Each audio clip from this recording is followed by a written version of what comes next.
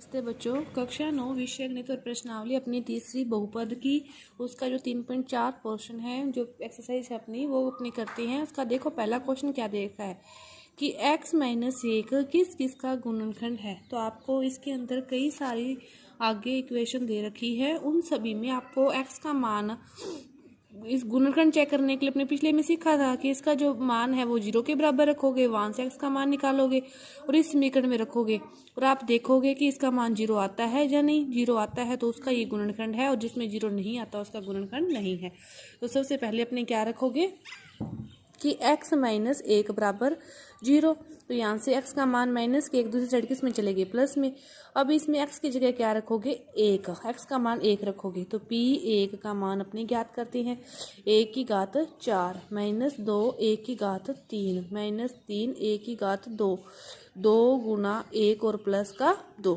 ठीक है, 1 की घात 4 है तो 1 की घात 3 भी 1, 2 को 1 से गुना करोगे तो 2, 1 की घात 2 भी 1 और 1 को 3 से गुना करोगे तो 3 और 2 एकम 2 और लास्ट में भी 2 प्लस प्लस वालों का योग कर लो तो 2 2 4 और 1 5 और 3 और 2 माइनस वालों का योग कर लिया 5 और 5 में से 5 गए तो मान कितना आ गया, 0। मान 0 आते ही जो x माइनस 1 है ये क्या है, गुणनखंड है। किसका है, इसका। ये गुणनखंड है इस बहुपद का। इसके बाद देखो दूसरा क्वेश्चन है पहले का ही, इसमें भी यही पूछा है कि इसका ये गुणनखंड है या नहीं है। तो अपने अभी हल किया। सबसे पहले क्या करते हैं कि x माइनस 1 को 0 के बराबर रखते हैं, फिर यहाँ से x का मान निकाला। यहाँ से x का मान कितना आता है, माइनस के 1 है, बराबर के दूसरी साइड जाएंगे तो किस में जाएंगे, प्लस में। तो x का मान कितना आ गया, 1 आ गया। फिर अपने को p1 का मान निकालना है, तो इसमें x की जगह क्या रखना है, 1 रखना है। 1 की घात 4 प्लस 1 की घात 3 प्लस 1 की घात 2 और प्लस 1 और प्लस 1, सारे प्लस प्लस के हैं आगे। अब 1 की घात 4 करोगे तो 1 आएगा, 3 करोगे तो भी 1, मतलब 1 को कितनी बार भी गुना कर लो कितना आएगा, 1 1 1 1 2 3 4 5, 5 बार 1 आ गया। सभी प्लस प्लस के हैं, सभी का योग हो गया तो मान कितना आ गया, 5 आ गया। तो ये मान 0 के बराबर तो नहीं है, तो 0 के बराबर नहीं है तो जो x माइनस 1 है इस समीकरण का, इस बहुपद का, वो गुणनखंड नहीं है, गुणनखंड नहीं है। यहाँ पे आप गुणनखंड भी लिख सकते हो कि इस बहुपद का गुणनखंड नहीं है। इसी तरह इसमें चेक करना है, पहले वही करोगे कि x माइनस 1 बराबर 0, तो x का मान आ गया 1, इसमें x का मान 1 रखना है। तो p1 का मान आपको ज्ञात करना है। 1 की घात 4 3, x की घात 3 है तो 1 की घात 3 माइनस 3, 1 की घात 2 है तो 2 और प्लस 1 और माइनस 2। 1 की घात 4 है तो 1, 1 की घात 3 है तो 1, 3 गुना 1, 1 की घात 2 भी 1 प्लस 1 और माइनस 2, 1 3 गुना 1, 3 गुना 1 3 प्लस 1 और माइनस 2, प्लस के 3 और माइनस के 3 है, दोनों कट जाएंगे, या फिर 3 में से 3 गए 0, प्लस का 1 प्लस का 1, 1 और 1 2 और माइनस का भी 2, 2 में से 2 गए तो भी कितना आया, 0 आया। तो फिर अपने क्या कह सकते हैं कि जो x माइनस 1 है वो इसका क्या है, एक गुणनखंड है। गुणनखंड का यही अपने को ज्ञात करने का तरीका है कि उसमें से x का मान निकाल के उस बहुपद में रखो और देखो हल करके कि उसका मान 0 आता है या नहीं। 0 आता है तो वो इसका क्या है, एक गुणनखंड है। ये आपका था पहला क्वेश्चन। इसके बाद देखो दूसरा क्वेश्चन। दूसरा क्वेश्चन भी सेम ही है, लेकिन पहले क्वेश्चन में तो आपको एक ही दे रखा था, उसी का मान रख के चेक करना था। दूसरे क्वेश्चन में आपको अलग अलग px qx दे रखे हैं, तो आपसे पूछा है कि जो qx है वो px का गुणनखंड है या नहीं है। तो यहाँ से आप क्या करोगे, वही सेम प्रोसेस करोगे कि x प्लस 1 को 0 के बराबर रखोगे। यहाँ से x का मान कितना आ गया, माइनस 1 आ गया। अब px में x की जगह क्या रखोगे, माइनस 1 रखोगे तो 3 गुना माइनस 1 की घात 3 माइनस 1 की घात, x की घात 2 है तो माइनस 1 की घात 2, माइनस का माइनस, 3 गुना माइनस 1 और प्लस 1। अब माइनस की घात विषम में है तो इसका उत्तर किस में आएगा, विषम माइनस में आएगा। तो 3 का 3 और 1 का 1, माइनस इसकी घात सम में है तो उत्तर प्लस में आएगा, 1 का 1, माइनस और माइनस प्लस, 3 गुना 1 3 और प्लस 1, माइनस 3 -1 + 3 + 1, 3 में से 3 गए 0, 1 में से 1 गया 0, तो इसका उत्तर क्या आ रहा है, 0 आ रहा है। तो अपने कह सकते हैं कि जो QX है वो PX का क्या है, एक गुणनखंड है। वो PX का क्या है, एक गुणनखंड है। आपको मान निकालना है, देखना है कि 0 आता है या नहीं। 0 आता है तो वो उसका एक क्या है, गुणनखंड है। इसी तरह सेम प्रोसेस इसमें करना है। आपको क्या करना है, x + 2 को 0 के बराबर रखा, यहाँ से x का मान क्या आया, +2 बराबर के दूसरी साइड किस में चले गए, माइनस में, -2 आ गया। अब आपको क्या करना है, p - 2 का मान ज्ञात करना है। x की जगह क्या रखना है, -2 रखना है। तो 3 - 2 की घात 3, 3 - 2 की घात 2, 3 - 2 और +1। अब देखो 3 है, -2, माइनस की घात विषम में है तो इसका उत्तर विषम में आएगा, और 2 माइनस में आएगा, और 2 की घात 3 है तो 2 को 3 बार गुना करना है। तो 2 को 3 बार गुना करोगे तो 2 दूनी 4 और 4 दूनी कितना आ गया, 8, +3 2 दूनी 4, और माइनस का आएगा, प्लस माइनस माइनस, 3 दूनी 6 और +1। अब देखो -8 × 24, 4 × 12, माइनस का 6 और प्लस का 1। अब देखो इसमें माइनस माइनस है तो इनका योग हो जाएगा, योग हो गया तो 24 और 6 को जोड़ा 30, और 12 और 1 को जोड़ा तो 13। 30 में से 13 को आप घटाओगे तो आपके पास उत्तर आएगा 17, और वो किसका आएगा, माइनस का, क्योंकि बड़ी संख्या 30 है, माइनस की है तो 0 तो नहीं आ रहा ना। 0 नहीं आ रहा तो अपने कह सकते हैं कि जो QX है वो भी PX का गुणनखंड नहीं है, वह PX का गुणनखंड नहीं है। यदि 0 आता है तो ही वो उसका गुणनखंड है, नहीं तो वो उसका गुणनखंड नहीं है। ये आपका था दूसरा क्वेश्चन। इसके बाद देखो तीसरा क्वेश्चन, आपको क्या कह रहे हैं कि K का मान ज्ञात करो यदि ये इसका एक गुणनखंड है। इसका x - 5 एक गुणनखंड है तो आप क्या ज्ञात करो, K का मान ज्ञात करो।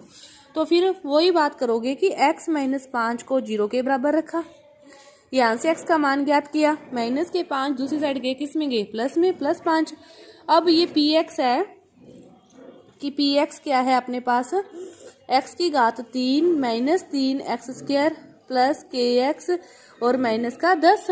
इसकी जगह आप क्या करोगे, अब p का मान 5, x का मान 5 रखोगे, 5 की घात 3, 3, 5 की घात 2, k गुना 5 और माइनस के 10। 5 की घात 3, 3 बार 5 को गुना करोगे तो कितना आएगा, 125।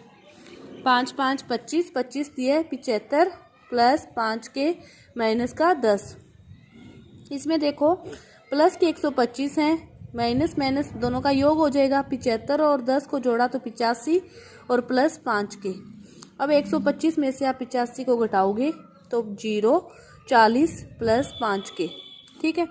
अब ये क्या कह रहे हैं कि ये इसका गुणनखंड है, गुणनखंड है तो इसका मान क्या आना चाहिए, 0 आना चाहिए। कि जो गुणनखंड वही होता है जिसका मतलब उसमें मान रखने पर वो 0 आता है।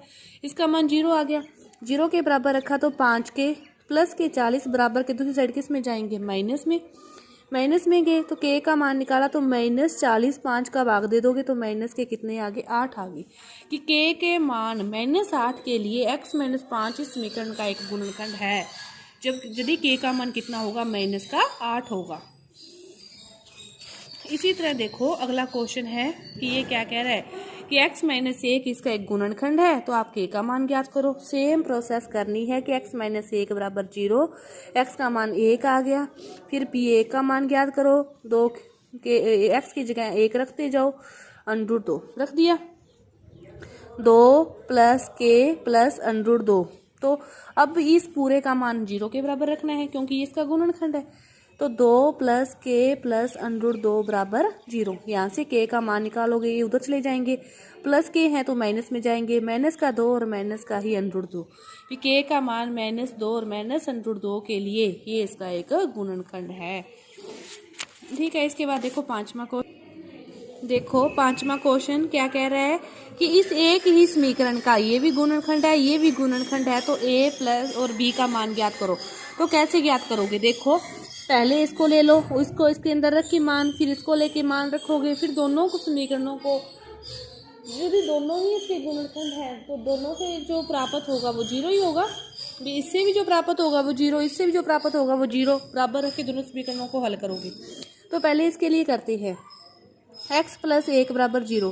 तो x का मान कितना है -1। तो इस समीकरण में आप क्या करोगे, x की जगह क्या रखोगे -1 रखोगे। तो p -1 a की घात -1 की घात 4 a -1 की घात 3 -1 की घात 2 गुना -1 और प्लस b। ठीक है, अब इसको हल करो। -1 की घात सम है तो इसका उत्तर प्लस में 1 आ गया, माइनस a आ गया, -3 आ गया, -2 और प्लस का b आ गया, यानी कि क्या आ गया -a प्लस b। इसके बाद 3 और 2 5 माइनस के हैं और प्लस का 1 है। अपने पास क्या बचा -a प्लस b और माइनस के 4। ये इसका एक गुणनखंड है, ये इसका एक क्या है गुणनखंड है। तो गुणनखंड है तो इसका मान क्या करोगे जीरो के बराबर रखोगे। -a प्लस b -4 बराबर जीरो। तो -a प्लस b -4 बराबर के दूसरी लड़के इसमें चले गए प्लस में, तो ये अपनी समीकरण बन गई 1। किसके लिए बन गई x प्लस 1 के लिए। अब ऐसी ही समीकरण अपने को किसके लिए बनानी है x माइनस 1 के लिए, ये भी इसका एक गुणनखंड है। तो x माइनस 1 बराबर जीरो, x का मान 1। अब p 1 ज्ञात करोगे, a की घात 4 a की घात 3 a की घात 2 गुना 1 और प्लस b। यहाँ पे क्या बचेगा 1 a माइनस का 3 plus 2 plus b, a plus b 2 और 1 3 में से 3 के 0 बच रहा है। तो बराबर इसको 0 के रखोगे तो a प्लस b बराबर 0। ये समीकरण क्या आ गई 2 आ गई। अब यहाँ से इन दोनों समीकरणों को आप ले लोगे तो -a प्लस b बराबर 4 है और ये वाली समीकरण a प्लस b बराबर 0 है। दोनों को हल करना है। ठीक है, a और a में से दोनों का योग करें अपने समीकरणों का, a प्लस का a माइनस का 0, 1b और 1b 2b बराबर कितना आ गया 4। तो b का मान निकालोगे, 2 का भाग दे दोगे तो b का मान कितना आ गया 2 आ गया, b का मान 2। अब ये b का मान 2 चाहे इसमें रखो चाहे इसमें रखो, तो इसमें रखोगे तो a प्लस 2 बराबर 0।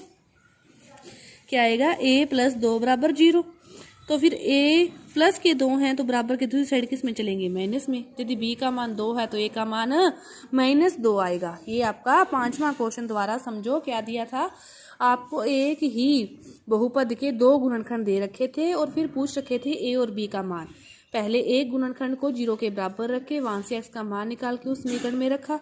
जो भी अपने पास समीकरण आई वो उसका गुणनखंड है तो उसको 0 के बराबर रख के एक समीकरण बना ली। फिर सेम प्रोसेस आपने दूसरे को रख के किया, फिर दोनों समीकरणों का योग करके वहां से एक मान निकाल के उस मान को आप किसी भी समीकरण में रख के दूसरे का मान निकाल सकते हो। ये था आपका 5वां क्वेश्चन। इसके बाद देखो छठा क्वेश्चन, इसमें क्या कह रहे हैं कि गुणनखंड कीजिए। छठे क्वेश्चन में क्या कह रहे हैं आपको कि गुणनखंड कीजिए। आप गुणनखंड कैसे करोगे, इसके लिए देखो अपने एक जैसे हल करते हैं। क्या दे रखा है कि 3x² प्लस 7x प्लस 2 दे रखा है। इन दोनों का बाहर वाले दोनों का क्या करो गुना करो, तो 3 दूनी 6, बाहर वाले दोनों का गुना किया कितना आया 3 दूनी 6। अब आपको 6 के ऐसे टुकड़े करने हैं कि जोड़ने घटाने पर तो बीच वाली संख्या 7 आए और गुणा करने पर क्या आए 6 आए। तो आप कैसे टुकड़े करोगे, सोच विचार के इसके टुकड़े करोगे तो 6 और 1, 6 को 1 से गुना करोगे तो 6 आएगा, 6 कम 6 और 6 को 1 में जोड़ोगे तो कितना आएगा 7 आएगा। अब इसको 3x² प्लस के हैं सारा कुछ, फिर प्लस का रहेगा 6x प्लस x और प्लस 2। ठीक है, समझ आइए आपको बात भी। बाहर वाले दोनों का गुणा करके फिर टुकड़े करने हैं, 2 के जोड़े, इन दोनों में कॉमन 3x तो x प्लस 2, इन दोनों में से कॉमन 1 आएगा तो x plus 2, x plus 2 x plus 2 दोनों ब्रैकेट सेम होने चाहिए, फिर अंदर वाला ब्रैकेट 3x प्लस 1। ये हैं टुकड़े, इस प्रकार करने हैं। दूसरा क्वेश्चन और देखो क्या दे रखा है कि 4x² माइनस x माइनस के 3, इसको इससे गुणा करोगे तो कितना आएगा माइनस के 12 आएंगे, माइनस के 12 आएंगे। और जोड़ने घटाने पर तो कितना आना चाहिए, x का गुणा कितना है -1 है, कि जोड़ने घटाने पर तो माइनस का 1 आना चाहिए और गुणा करने पर माइनस के 12 आने चाहिए।